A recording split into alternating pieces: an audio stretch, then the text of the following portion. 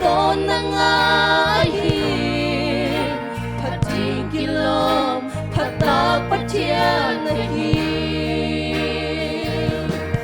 o Giêsu namin hong lian sa ku o Giêsu namin hong boy sa ngu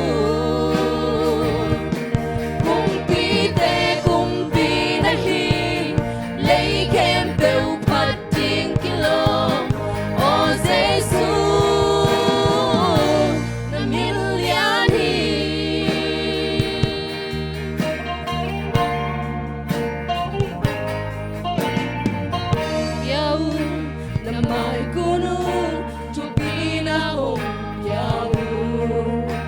kwa van noya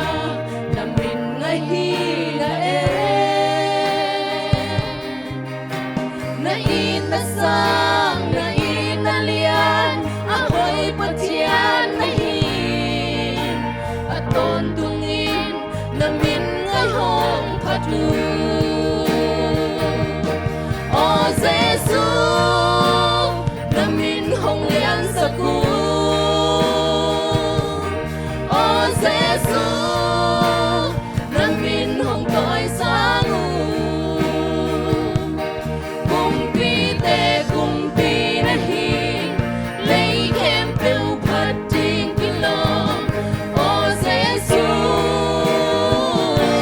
namin lian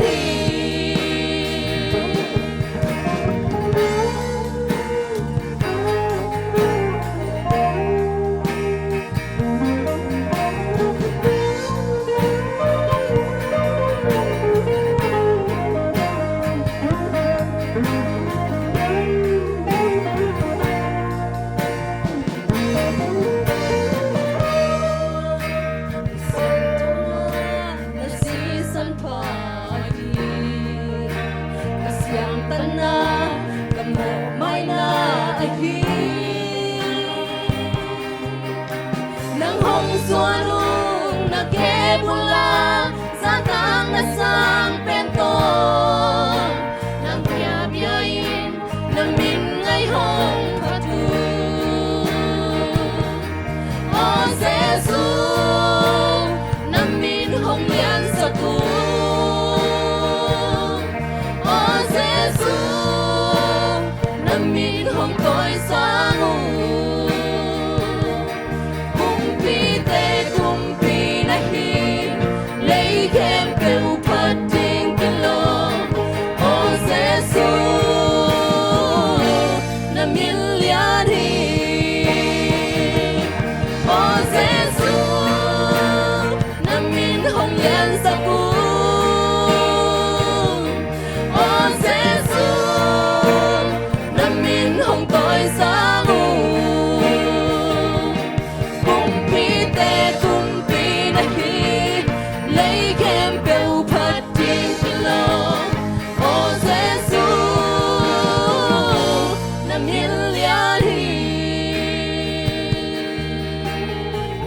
million ni phật câu ban mình thằng gà khen được tặng tặng